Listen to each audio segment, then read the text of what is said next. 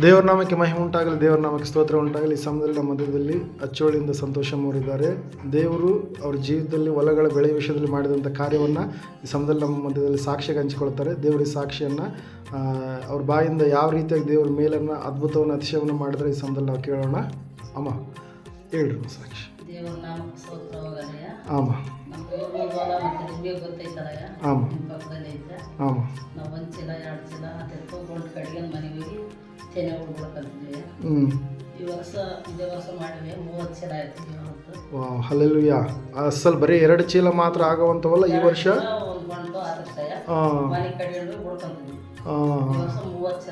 Okay, ದೇವರ ನಾಮಕ್ಕೆ ಸ್ತೋತ್ರವಾಗಲಿ. ಹಲ್ಲೆಲೂಯಾ. ಆವಲ್ಲಮ್ಮ ಅಲ್ಲಿ ಎರೆವಲ್ಲ. ಒಂದು ದಿನ ಮಾಡಿಲ್ಲ ನಾವು. ಹಾಂ 2 ವರ್ಷ ಮಾಡಿದ್ವಿ. ಹಾಂ 1 ವರ್ಷ ಏನು ಬೆಳೆಲ್ಲ. ಹಾಂ 1 ವರ್ಷ ಖುಷಿಗೆ ಹಾಕಿದ್ವಿ. ಹಾಂ ಒಂದು 3 ಚೀಲ 4 ಚೀಲ ಆಯ್ತು. ಓಕೆ. ಈ ವರ್ಷ 140 ಚೀಲ ಜೋಳ. ದೇವರ ನಾಮಕ್ಕೆ ಸ್ತೋತ್ರವಾಗಲಿ. ಹಲ್ಲೆಲೂಯಾ. ನಾವು ತಿಮ್ಮಾಪುರಕ್ಕೆ ಹೋಗ್ಬೇಕಾದ್ರೆ ಪಕ್ಕದಲ್ಲೇ ಹೊಲ ಇರೋವಂಥದ್ದು. 2 ಸಾರಿ ಅನಿಸುತ್ತೆ ಪ್ರಾರ್ಥನೆ ಮಾಡಿ. ಪ್ರತಿ ಸಾರಿ ನಾವು ಫೋನ್ ಮಾಡಿದಂಗೆಲ್ಲ ಇವ್ರಿಗೆ ಹೇಳ್ತಿದ್ದೆ, ಬೆಳೆ ಭಾಳ ಚೆನ್ನಾಗಿ ಬರುತ್ತಮ್ಮ ಈ ವರ್ಷ, ಒಳ್ಳೆ ಬೆಳೆ ದೇವರು ಕೊಟ್ಟಿದ್ದಾನೆ ಅಂತೇಳಿ. ದೇವರು ಅದ್ಭುತವಾಗಿ ಆ ಹೊಲದಲ್ಲಿ ಮೊದಲು ಯಾವಾಗಾದ್ರೆ ಅಂಥ ಬೆಳೆಯನ್ನು ಬೆಳ್ಕೊಂಡಿದ್ದಾರೆ ನೀವು?